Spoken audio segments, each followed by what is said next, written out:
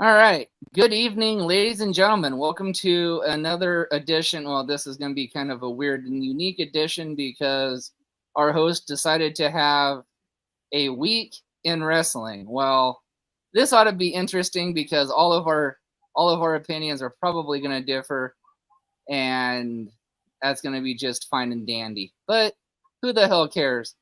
At first, I'd like to introduce at the bottom of the screen, Mr. Tip Principal. I had to work because my ass tapped out the other day. Principal Tap. Who again, Mr. Principal Tap? I don't care if you have a shoot job. This podcast is your first and priority. Period. No more excuses. That brings me to my little green shirted friend up there in the corner beside me. Yes. This is dark blue, thank you. Well, it looks green on the podcast. So, anyways, moving on. That brings me to my little Smurf shirt wearing friend. You know?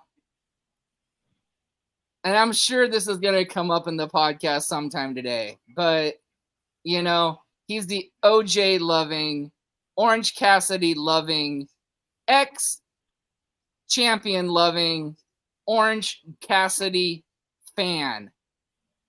Which, you know, to me, Orange Cassidy is just another flash in the pan.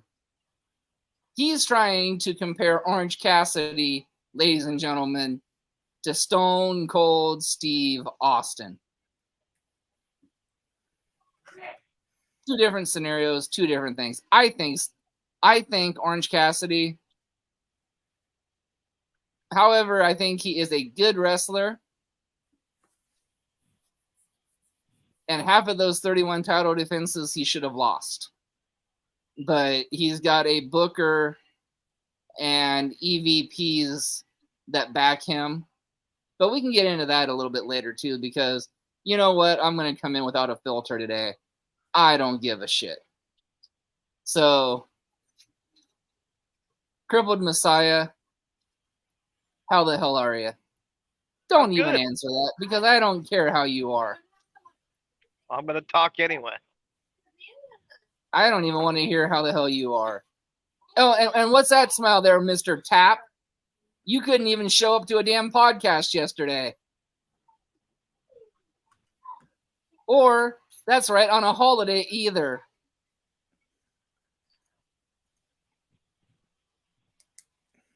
That's right, he's missed 2 in a row, actually. So, I don't know what I have. At least what I missed too coming up, I have an excuse.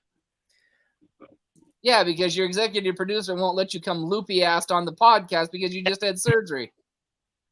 I still say I can do that. I'm not going to let you come all loopy. Oh, look at me. Look at me. Oh, can I have more drugs, please? No, not going to do that. So tomorrow will be the Messiah's last podcast for at least 3 days. Maybe. At least 2. He should be back on Sunday. In fact, maybe, ladies and gentlemen, I might cancel all podcasts until further notices, because I know if I banned him off podcast, he's going to do the same thing his hero did and defy his authority. So that means he's going to try to show up anyway. And unlike AEW, I take that seriously. So in order to avoid him from showing up to the podcasts, I'll just cancel them. No, you don't have to cancel them. We have some good interviews coming up. So, but we just wanted to come on and let at least you know that the Messiah has to have surgery and probably won't be missed, because we're going to have a better co-host on that day. Debatable. I know it won't be I know it won't be the black hole one because he's in Sheldon for a week. He got a guest spot on the Big Bang Theory?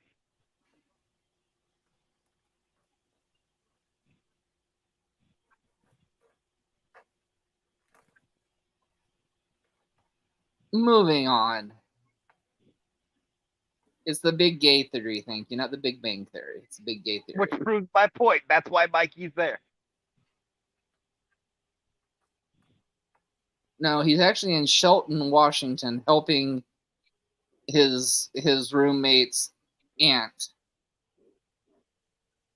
But I think you're probably onto something because I think he's just cutting the grass. But this isn't about Mikey. This isn't about insult today, unless we're talking about wrestling. So I know the next topic that Mr. Messiah is going to want to bring up, in his opinion, is the fair justification that CM Punk got fired. It is the opinion of just one man on this podcast, because the other two men on this podcast don't condone anybody getting fired for unjust reasons.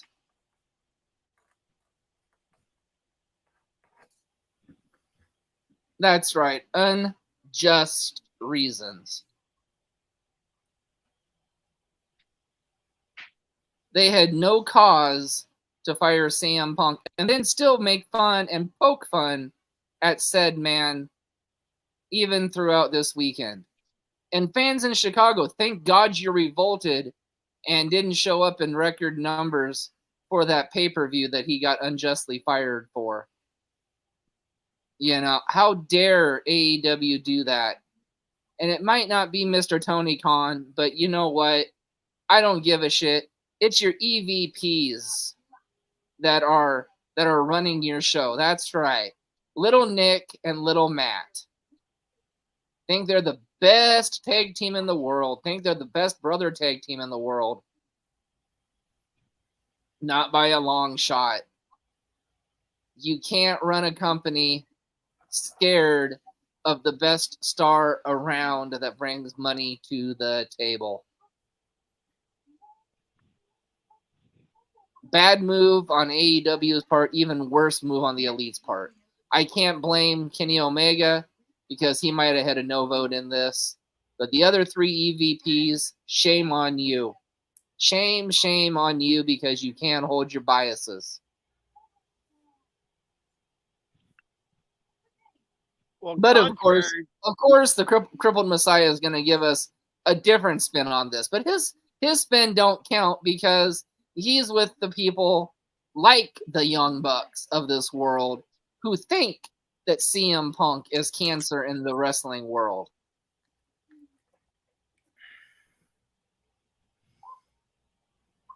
Contrary to the belief of the other, well, at least the Heartbreaker, I've actually had a change of heart when it came to CM Punk, the more of the evidence that I've had. With a caveat, and I want people to listen to this for a minute. I think it was wrong that he got fired so quickly after the all-out thing. I also think it was wrong that the investigation that Tony Khan conducted wasn't done by an independent organization outside of AEW. Because why are you going to do an investigation with people that have already had intimate knowledge of that person? It should have been done by an independent person that could have just gathered the evidence, gathered the facts, and made a decision.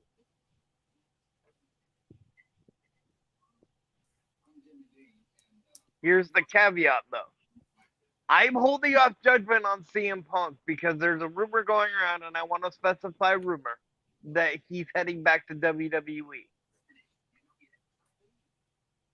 I will hold out. Of course, the man needs to work because he got unjustly fired from AEW. I will hold out hope and judgment on CM Punk with the caveat that if he gets fired from WWE for the same things again that he got fired for in AEW, then it has to stop being about the promotion, more about him, because this is happening more than once. Didn't CM Punk go to Raw and make up with the man that he didn't want to work with him in WWE? And didn't that man, the same man, 24 hours after he got fired, might have offered him a contract to WWE? And again, like we say, we have to specify rumor. But wasn't he at that Raw to bury the hatchet with said man? Yes. Okay, could AEW management bury hatchet with said man? Well, I mean, some would argue they did that after the first altercation with the Elite, but that's here nor there. No. I'm not talking management. I'm talking EVPs, the people that are actually in charge of AEW. Yes, they could have and they should have. But did they? No, probably not. So and then, you're right. So then, to your point, sir. How is it about a man when the promotion already set him up to fail? Okay, wait a minute. Hold on. How could you say the promotion set him up to fail when they gave that man everything on a silver platter when he first came to the promotion? Did they? He was the heavyweight champion, what, like 3 or 4 months after he started in the company? What else do you want them to do? Then he got hurt, and who'd they give the title to? Mr. Reliable, Moxley. John fucking Moxley.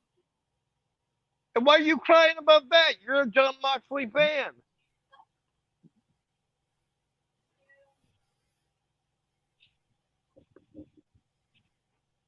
You know, so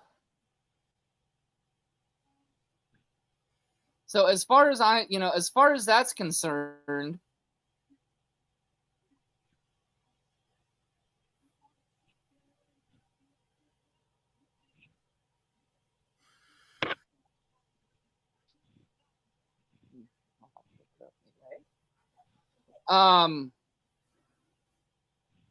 but no, as far as that, I just, I don't know how you can say it's about the man and not the promotion when the promotion didn't even let him have a chance.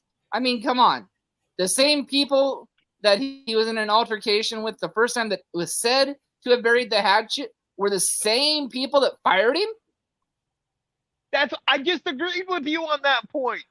I said they should have had an independent but yet you're saying when he gets fired, it should be about a promotion. It's not about never about the man. It's always about the promotion. That's not what I said. I said if. I never said when, because I'm not condemning somebody already. They're going into another organization. But I'm saying if he gets in another altercation in WWE like he did in AEW, allegedly twice, and the key word to that was allegedly twice, then that has to stop being more about, well, the promotion fired him for unjust causes, or WWE fired him because of that, just like AEW did. CM Punk needs to take some responsibility for the fact of what he's doing and get some help if that's the case, because then it's happening in more than one promotion.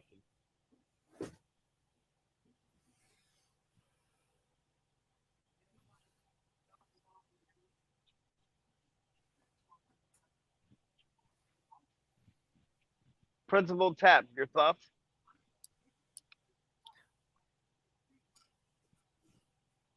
I agree with Heartbreaker. He was unjustly fired. And I would love to see him show back up in a WWE ring.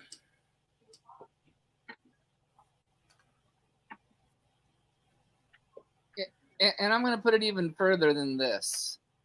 AEW, what you've done to that man, you're lucky he's not going to own your company. Because that man has every right to take over that company. And who knows? Maybe he will. And you know what? He deserves every penny. Well, for one, we don't know what they have in their contracts.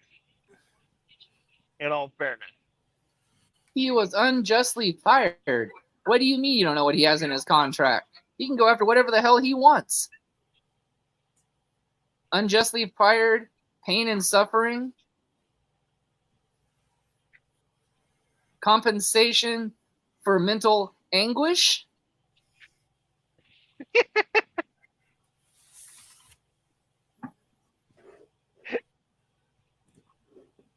You laugh. He got fired in his hometown in front of his home fans. You don't think that takes a mental toll on a person? Not that we condone mental abuse or anything on this podcast, unlike the Messiah.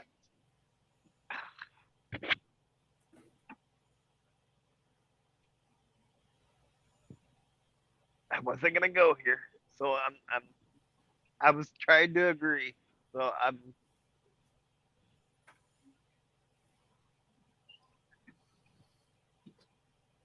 Looks like the Messiah backed himself into a hole. So while No, he's pondering, while he's pondering his next thought, I just don't want to say my next thought because I know it's gonna cause a huge powder keg.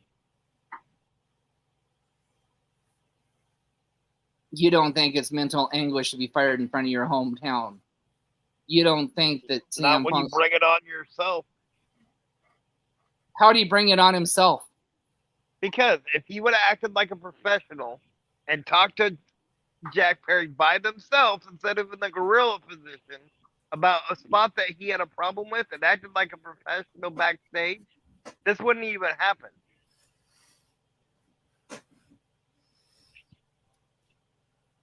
Which company left their top superstar in an airport and made them use a taxi? A taxi. They didn't even worry about going back and getting him when they were at the arena. He had to find his own way to the arena.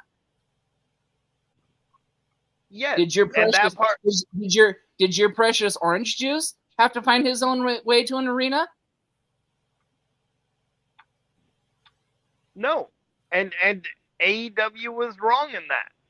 But that had no bearing on what happened at the thing. If he had a problem with Jack Perry and what Jack Perry did with the car and with the glass, he should have pulled Jack Perry aside and talked to him about that man-to-man in private. Not in the gorilla position right before he was going out for his match. Well, maybe that's the only time he had for a minute.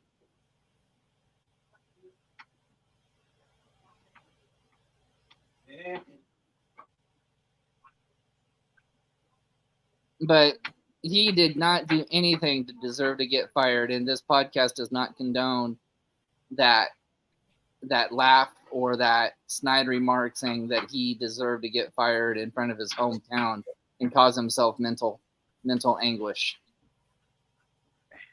Because, ladies and gentlemen, bring it on yourself.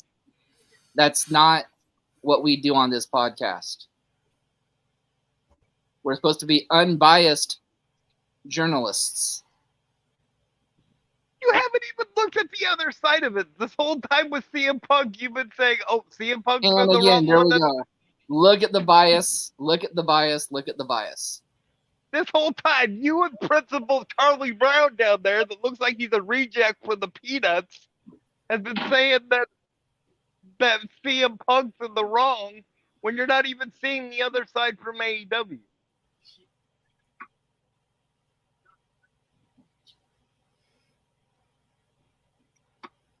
I've seen the rumors. I've seen the reports. I've seen enough to make my own opinion.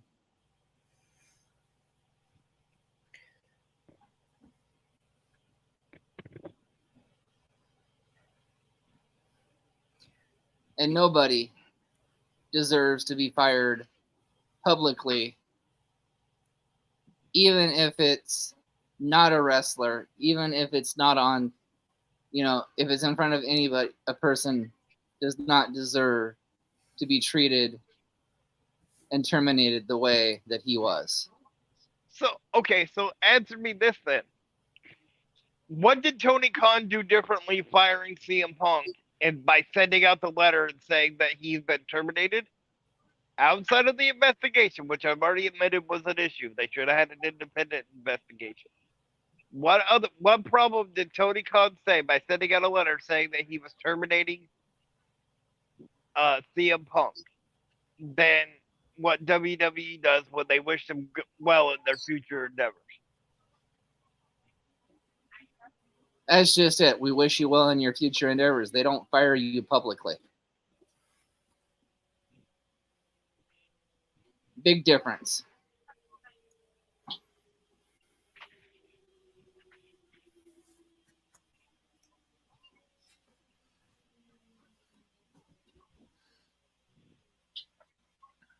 So what else you got there, Messiah?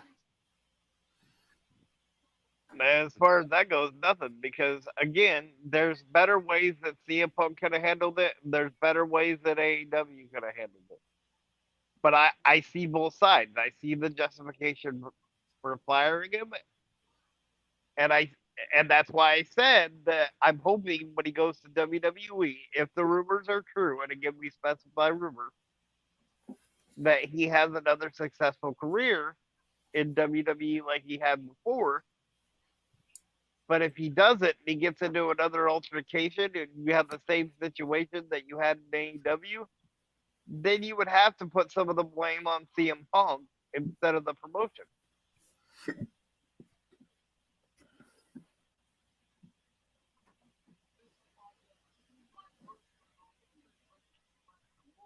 We'll see. But this is the last topic we'll have on CM Punk on this podcast tonight. And we'll try to be unbiased from here on out. We'll try. I thought that's what I was doing when I agreed with you at the beginning. Yeah, but then you made that comment about mental anguish and scoffed at it. Nobody deserves to be fired in front of their hometown fans. He didn't get. It's not like Tony Khan paraded him out to the ring and fired him in front of everybody. Was his name said on the TV? Yes. Then he was publicly fired in front of his hometown fans. And you don't think Vince McMahon's never done that? I don't recall Vince McMahon doing anything like that.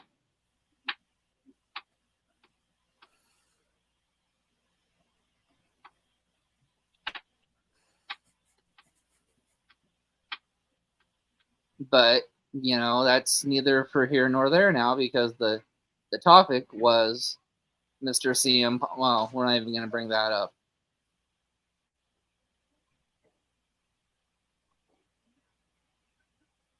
But, you know, the next thing we want to bring up is another little hot topic that we may or may not agree with. I want to bring up the next topic and congratulate Mr. Jon Moxley for his superb win this weekend over that fun-loving orange juice freak that doesn't have a catchphrase, by the way.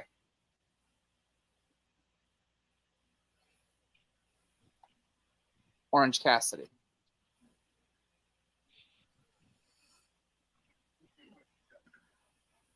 Now, correct me if I'm wrong, Principal Tap, but isn't freshly squeezed a catchphrase? Yes, it is. Wrong. And he has no catchphrase? Please. Well, that's what he said.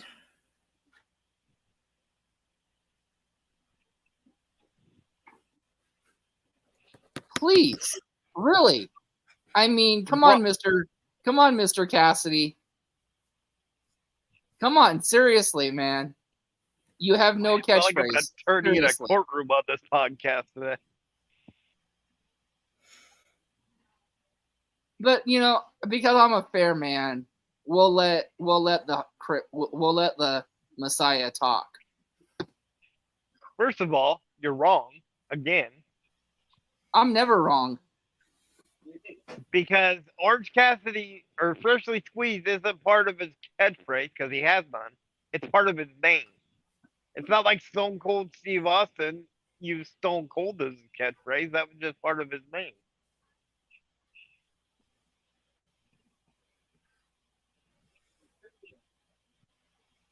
His name is Orange Cassidy. Part of his name, just like Stone Cold Steve Austin is Freshly Squeezed Orange Cassidy. His name is Orange Cassidy, not Freshly Squeezed. Then why when the ring announcer announces him, do they say Freshly Squeezed? Clean out those ears, because I know you can hear.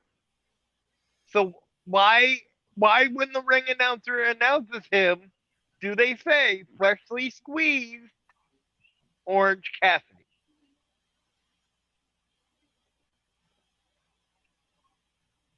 Because they're forced under duress to announce it that way.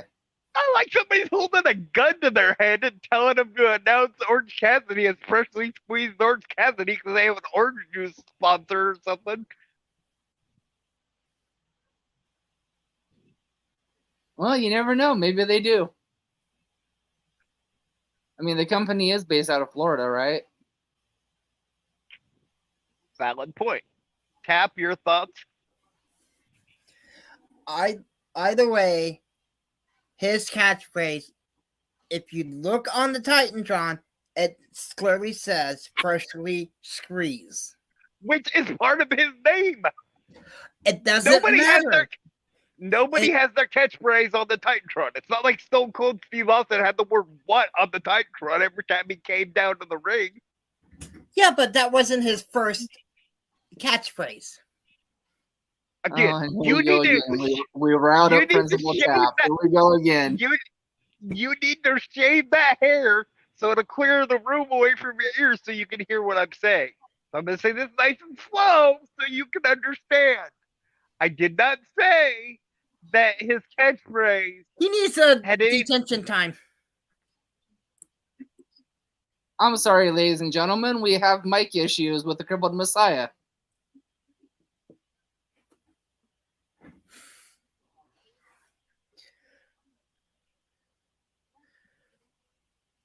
I did not say that was Stone Cold's first catchphrase, which technically it was.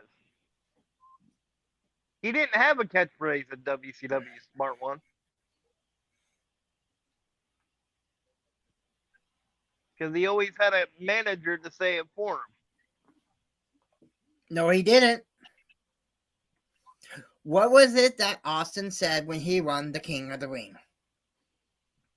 Again, WCW.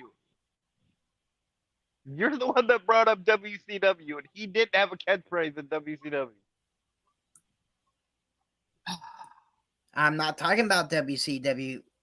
I'm talking about what was it that he said when he won the King of the Ring? I know what he said when he had Killer, but they still didn't put that up on the Titantron.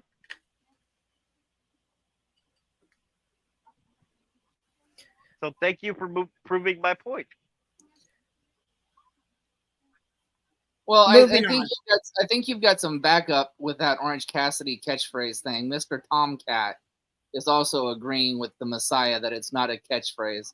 He's saying it's more of a moniker. Thank you. Which, if you look up the definition of a moniker, is part of a name.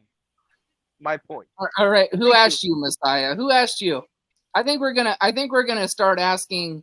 I think we're gonna start phrasing this like Mr. Tomcat did. You know, nobody ask Messiah a question, then he won't have a chance to talk. He can't talk unless he was spoken to. New rule for the podcast. So nobody ask Messiah a question, and we can actually have a good podcast. Besides, I'm tired of listening to paint dry. Moving on to Payback. Not a bad pay-per-view. All right, Mr. Principal Tap, what about Payback? Man, I thought Shinsuke was going to win that match on multiple occasions, and believe it or not, that was the most cleanest match I've ever seen. Mm. Well, we can't ignore our chat. I guess Tomcat said he'll talk to Messiah. So Thank you. So I guess if if Tomcat wants to have an imaginary conversation with the Messiah, that's fine, because I'm still not going to bring his name up.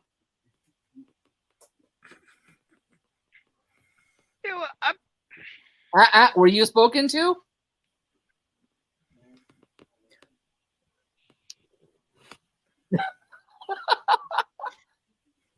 All right, Mr. Messiah. Now you can speak.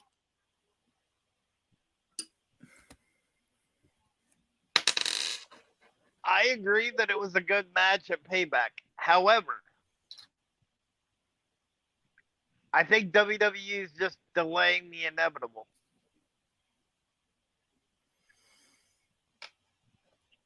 You know, and here's what I think. WWE should never put that title on Seth freaking Rollins. They should have actually fixed his back before they put the championship on Seth Rollins. And I agree with that too. Because you talk about me painting myself into a corner. WWE just painted yourself into a corner with Seth Rollins winning it at Payback. Because now, okay, so now if you have Shinsuke Nakamura win, it's like, okay, well, now they're winning because he wore out his back. We already knew his back was bad. Wouldn't it have been more of like the shock and awe and the reaction that you want to get with wrestling if you would have had him win at Payback, maybe with some help from the Great Muta, who was sitting at ringside? That way, it sells Nakamura as a heel more, as like they're trying to do, and it still keeps Seth strong for when he comes back from the back injury, because he would want revenge for Muta getting involved. And since he couldn't get revenge from Muta, he would go after Nakamura and try to get his title back. You see, for the first time, the Messiah is making sense, because I, for one, also thought when the Great Muta was there, he was there to help Nakamura beat Seth. So now, finally, all for one, the Messiah is actually making fucking sense. You know, I mean, maybe Tomcat is rubbing off on this in Inclusion Matters podcast. Kind of scary, but, you know, maybe Tomcat's onto something.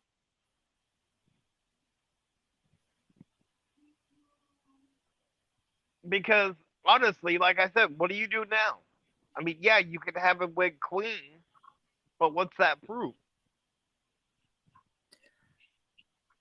I just think it's going to set up another match between the two. And Nakamura's going to cheat to win. Seth's going to go away for a while to have the surgery. And then when he comes back, he'll get his revenge on Nakamura.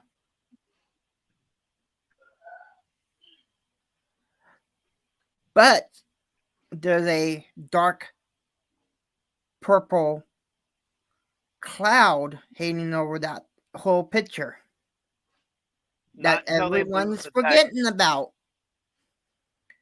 I didn't forget about it, but I don't think Damian Priest is going to win the world title until him and Finn lose the tag title. Whether that's because JD McDonough gets involved and they do a power play and kick him out, or maybe somebody else gets another title shot and they lose. Like, okay, so let's think about the ultimate surprise, right? So they're going to India in And I think on September 5th. You spent all those months when Veer Mahan was doing those promos, which, by the way, WWE, there was way too many of those things before you had him make his debut. So, what better way to pay off that um, those vignettes and massively establish Indus and Jinder Mahal as a group on Raw, kind of akin to what Bobby Lashley and the Street Profits are trying to be on SmackDown, even though the fans aren't letting them be. Than to have them win the tag titles in India, and that way you get the massive pop in India that you would want coming off that show. see I agree with you. I think Jinder Mahal's tag team will win the tag titles in India, which will set up the betrayal of Judgment Day against Damian Priest. Damian's going to cash in on Nakamura because when Seth goes away, they need someone to be a face to take Seth's place. Who better than Damian Priest? Yes, but here's the other point to that. Seth's not going to be gone very long. They're two very small fractures in his back. So if you spent all that time building Damian Priest up, as a face, and having him separate from the Judgment Day, which I agree with, I think is going to happen. I mean, it's the writings on the wall. Then what do you do with Seth Rollins when he comes back? Because he's way too popular right now to flip and turn heel. So now you have two faces that you put a lot of time and effort into making into faces. And you know Seth is going to want to get his title back. Eventually, yeah. But no, he'll want to get his title back as soon. But again, if you look at it in the long run, who said that Seth would come back and go up and try and get the world title back when he could possibly go up to Roman and say, "I want to challenge you for the undisputed title"? Because Roman's on SmackDown. But you're forgetting one thing. You're forgetting one thing. Y'all aren't reading the comments in the comment section either. Our pesky little feline friend, who I still apologize for about Mikey turning you heel, but you know you're still one cool cat to me because you've helped me a lot. So I can't have anything negative to say about you, even though you are on the wrong side right now. But you know, much love to you still, Mr. Tomcat. When's the new Captain America movie come out? I think it's like next month. So would Seth really come right back? Well, it depends. He would only have to be there for like the red carpets and stuff. The filming is already done, so. So right, but would he still really just come right back, or would he go to a few of the red carpets and then take some time off to heal and come back in, you know, January for Rumble or something? In theory, though, he could go to the red carpets while he's healing.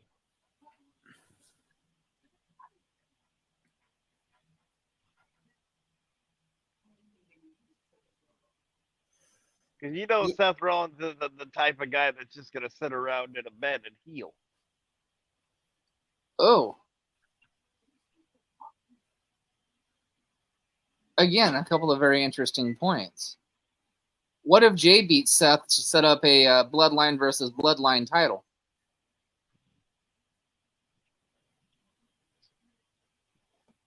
That's interesting.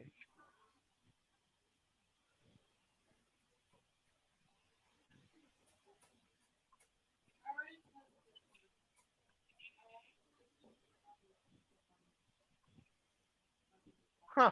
And who's to say that? Tomcat's got me What? thinking now. You know, and Adam Pearce also said that they're trading somebody to Raw for Jey Uso.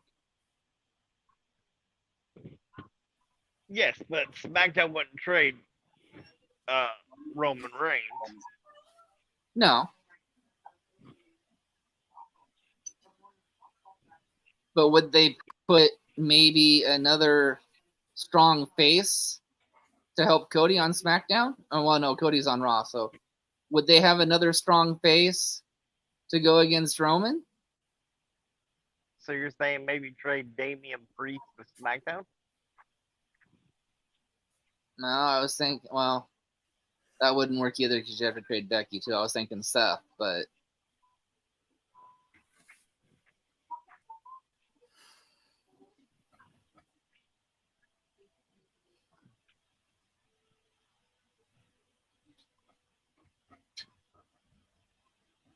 Well, how about this? Because thank you, Tomcat. Could you? Yeah. You got my brain. That is a good point that Tomcat just put up there. Wonder if it's Cody that's going to SmackDown. Well, it's possible. To finish the story. Yeah, but that's not according to the rumors. That's not supposed to happen until WrestleMania 40.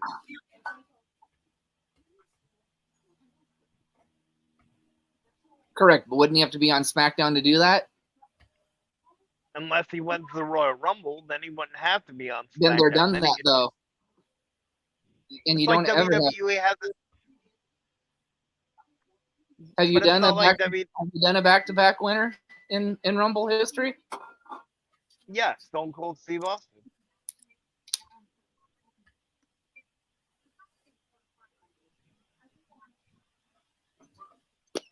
In 96 and 97. And 98. Austin won it 3 times. Okay, but you all seem to be forgetting something though. You've already said that there's that possibility of having CM Punk show up. Yep. Now, yes, even though the next pay-per-view of WWE's is in Chicago, could they really hold him off until Rumble? And we all know Punk would win the Rumble. Oh, yeah.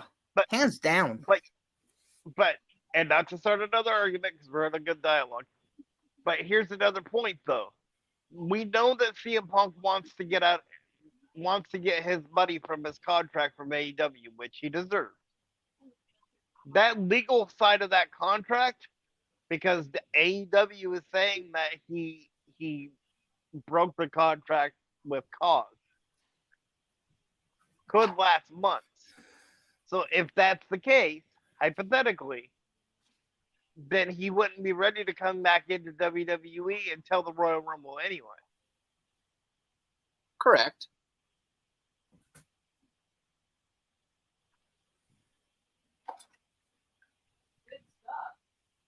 You know, and I'm thinking even Survivor Series is a stretch. I mean, it's a good thought because it's in Chicago, but I even thought Royal Rumble, or I was even thinking Royal Rumble from the very beginning, because Survivor Series would be a stretch. I mean, if he didn't have a contract battle with AEW where he's trying to get his money, then yeah, probably, because he could just go, straight over and you're done, right? You sign a new one, you wrestle at Survivor Series. Do they need Punk? No, Tomcat, they don't need Punk. Will they take Punk to shove it on AEW? Probably. And will they do it to make money? Absolutely.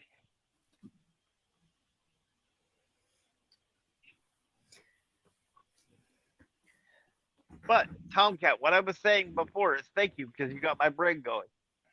Principal Tap and I had talked about this off air, where we thought the Survivor Series match was going to be Jey Uso, Jimmy Uso leading a team versus Jey Uso leading a team. Following Tomcat's logic, if they had Jey beat somebody over on Raw and take the World Heavyweight Championship, Then you traded Seth and Becky over to SmackDown, like the Heartbreaker was saying. Could you do something completely unique and do because there is no brand split anymore, even though they keep telling everybody there is. So could you do something like this where you had Jimmy Uso? Yeah, you had Jey Uso lead a team, and then Seth Rollins win a team,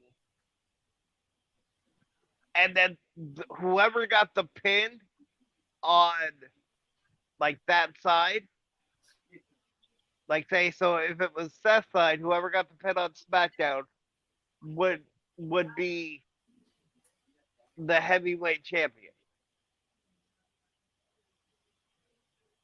And then if it was on Jay's side, whoever got the win would be the undisputed WWE champion. So you put both the titles on the line for the first time ever in War Games. Good theory. So, Mr. Tomcat, I hate to disagree with you. Everyone who watched AEW for CM Punk already watches WWE. I haven't watched WWE in 1,300 and some odd days. Not that he's counting. Now, why 1,300 and some odd days? Because I believe that's the exact number that the WWE champion has held hostage the championship. And yes, I'm not talking about Seth freaking Rollins. I'm talking about the other member of the Shield. Probably, in my opinion, the weakest leak of the Shield, Mr. Roman Reigns. I agree with that because he won't defend his title. Nope. I'm sorry. He's another Brock Lesnar. Would CM Punk make you tune in to watch WWE if they put him on SmackDown and if they put him against Roman Reigns? Yes. But other than that, no. Or if they put him against CM Punk. I mean, Cody Rhodes.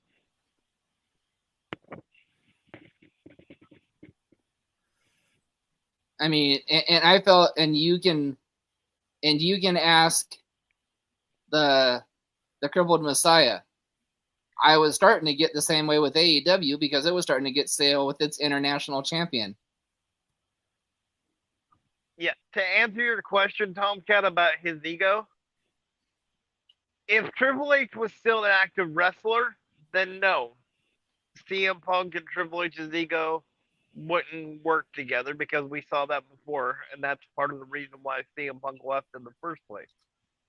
But now that Triple H is out of the ring, and he looks at the business more now as a businessman and not so much as a competitor, he's gonna do the right thing and make the most money for the company. And as much as I don't like CM Punk for the altercations that he had, right or wrong, if he does, that's for another day. We already discussed that. The man still makes a lot of money for a company. So they're not going to turn him away, and Triple H is probably going to have to, would more than likely, bend over backwards to make it work.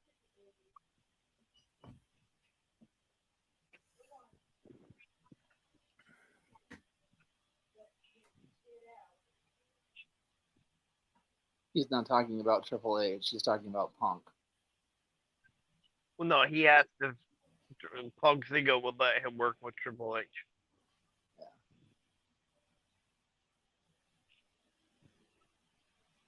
So, but no, I mean, this has been a nice little, and I'm glad, Mr. Messiah, you're not thinking as fan anymore, and you're starting to think as businessman. Thank God. Now maybe we can actually have a decent conversation and a decent podcast because you're actually thinking as a businessman now and not as a fan.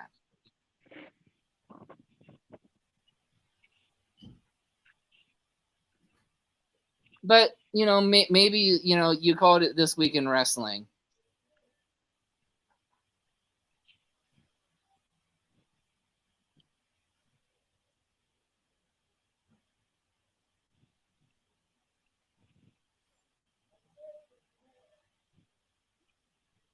Yeah, possibly. I mean, WWE could always make him his own show too.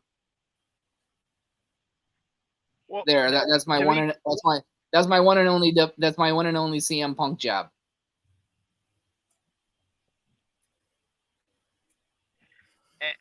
and I'm gonna add to that if you don't mind. And this is the only time I said I wasn't gonna continue, but I have to say this because it did come up in one of the shows I watched today. Didn't they already give CM Punk his own show when they gave him WWE backstage and he screwed that up anyway? To the point where WWE asked them to take him off. Yeah, they did. So, but let's move on to bigger and brighter things. And we're glad that Mr. Tomcat's in here with us. So let's talk a little bit about.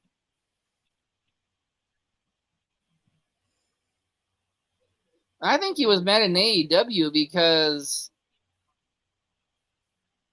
well, we'll touch one more thing on the CM Punk thing since you said why was he mad in AEW.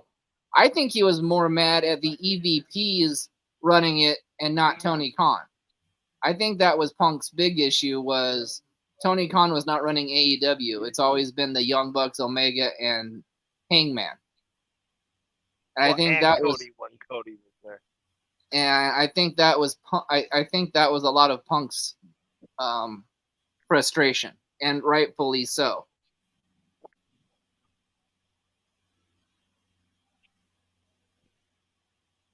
But we're gonna move on, and we're going to look at Inclusion Pro Wrestling. That's right, ladies and well, let's rewind a little bit. We have to say, CPW and their next two shows coming up before we even talk about us. So Tomcat, best of luck for your matches. I know you and the Good Son are going to do one hell of a match, and then you guys are going to turn around and do it again for us in Inclusion Pro Wrestling, and we cannot be more proud to have Tomcat and Andrew as Inclusion Originals. Absolutely. That's right. Mr. Tomcat is going to be an Inclusion Pro Wrestling original, and we are more than honored to have him as one of our originals. In fact, rumor, maybe not even a rumor. Rumor has it that Mr. Tomcat is also in talks about making Inclusion Pro Wrestling title belts even. Yes. I know he's been talking to at least one owner. I don't know if he's been talking to both of them, but I know he's been talking to at least one owner with some creative ideas for titles. So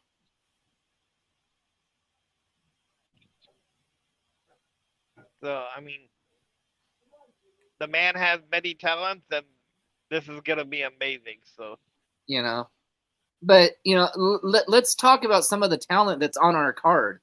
Not only do we have Tomcat and Andrew, on our card, we've got Deontay Ford, we've got TNT Tyson Lee. I think we have CJ Edwards and the Adonis guy. Yep. I believe we have a battle royal coming up at that our Northwest staple, by the way. Oh, do you have somebody to announce, Tomcat? Making his way into the Rumble on the 25th? Are you announcing an entrant for yourself there, my man?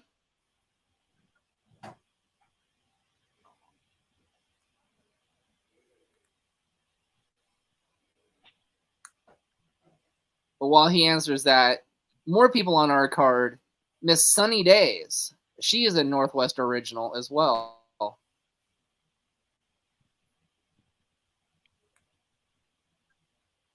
Oh. I know who he announced. Why do I recognize that name? Because he's the guy on CPW that carries around the mannequin head like Al Stone. Oh. God, he doesn't say what's everybody want, right? No, he just talks to it. Okay. that my man, I do believe you've got many, many talents and many, many friends.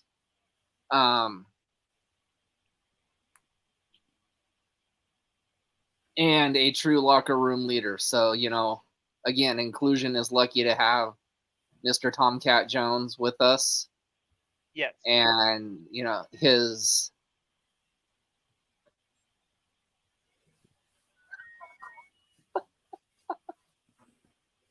okay, now I think the cat's getting a little frisky.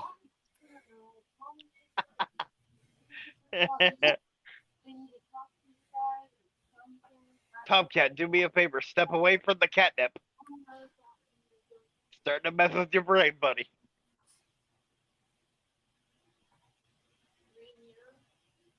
So, yeah. So, yeah, Inclusion Pro Wrestling, November 25th, 7 p.m. at Rain Church in Kelso, Washington. Oh, and of course, we are proud to announce the re-debut of Mr. Roy Lovejoy, bringing back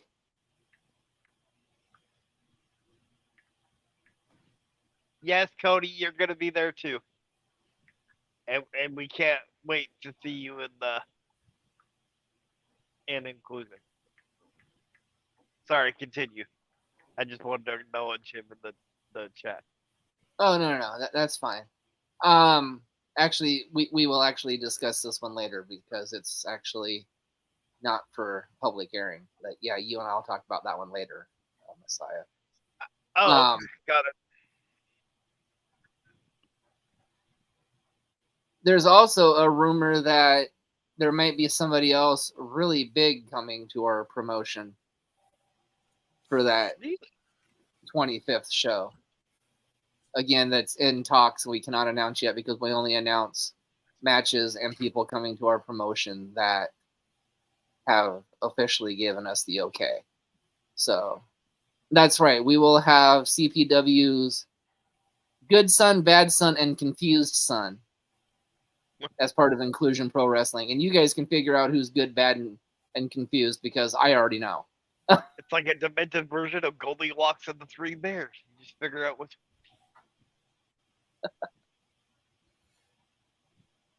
And we may or may not have Mr. Christopher Ryzik also on our show. He might be wrestling or he might be putting Tomcat through a fitness challenge. I have not decided yet. And, well, one thing is for sure, he'll be looking at a mirror.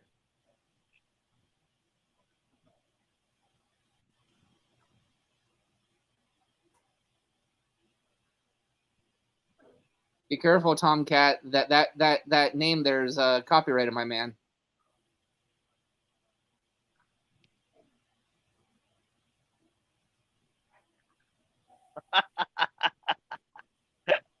You don't want them showing up at a promotion and putting you through a. We don't need a cease and desist order.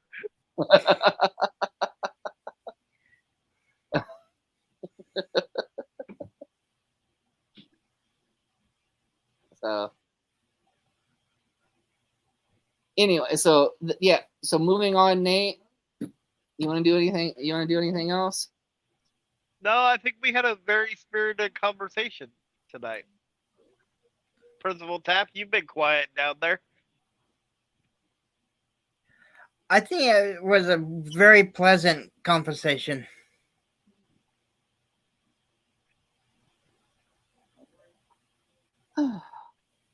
The one last thing I'd like to say about the show, though, is for anybody that's thinking about buying a ticket, which will be available soon, please remember that it is a toy drive. So when you buy your ticket and you come to the show, please bring an unwrapped toy for the toy drive, which will benefit Shriners, Dornbeckers, and Randall's Children's Hospital.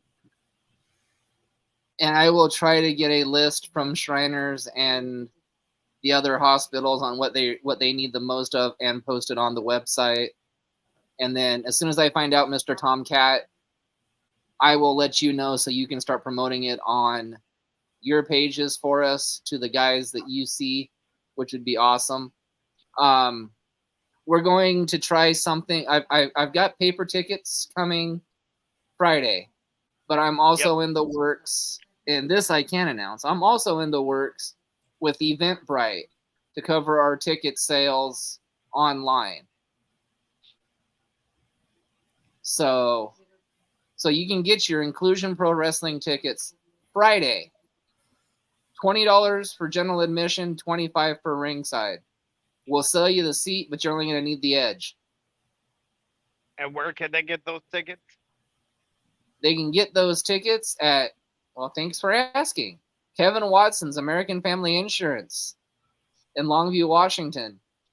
Or you can Facebook message either the Messiah, who is actually Nathan Noss, or myself, you know, the heartbreaker, the cute one, the one that everybody wants, you know.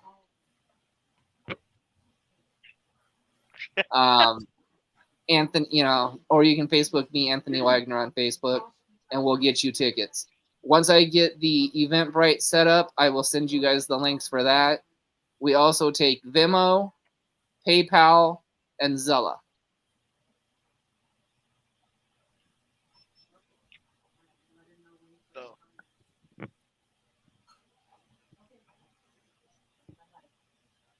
So, as far as anything else, that is all we have for promotion-wise. We need to go through our sponsors.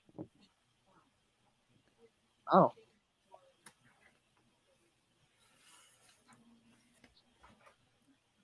Well, excuse me. Do you want to cover the rest of the sponsors? Yes. I'd like to say thank you to Bruno's Pizza in Longview, Washington, to Los Jalapenos Mexican Restaurant, to El Ranchero's Mexican Restaurant, to Doty's Galleria Tattoos. Principal Tap, he said he could do better than what the tattoos are you have on your body. And the guy's name is Smalls. We also would like to thank Precision Pressure Washing, and you can find him on Facebook. Kevin Watson at American Family Insurance. Go to him for all your insurance needs. He's also in Longview, Washington. The CARE program, which stands for Community Action Reaching Everybody. And you can find the lady that's in charge of that on Facebook, and her name is Becky Bernhardt. And Bruce Nichols Painting for all your painting, pressure washing, and letter removal needs, and you can find him on Angie. All right, so for everybody else, tomorrow night will be Messiah's last podcast for a couple of days. He's actually going to go have surgery done, and he should be missing Friday's podcast and be back Sunday. Hopefully he's back and ready to go on Sunday, because we have Mr. Jay Sizzle and Plex Mex again. Don't want to miss that one. And then we're going to start announcing Inclusion Pro Wrestling card and Inclusion Pro Wrestling card, and possibly start having the card actually come on and do promos on each other, or cutting promos starting here really, really soon too. And Tomcat, if you want to fill in as a co-host, I'll send you the hookup, and you can co-host with Principal Tap and I on Friday if you'd like. I'm down for it, Tomcat. Oh, never mind. He said, "Oh wait, never mind. Tomcat's busy on Friday."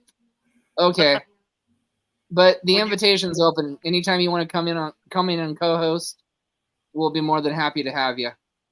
Heartbreaker, would it be all right, really quick, if I explain what I'm having done so they don't think it's like life threatening? Yeah, don't be sorry, Mr. Tomcat. We understand you're one busy dude.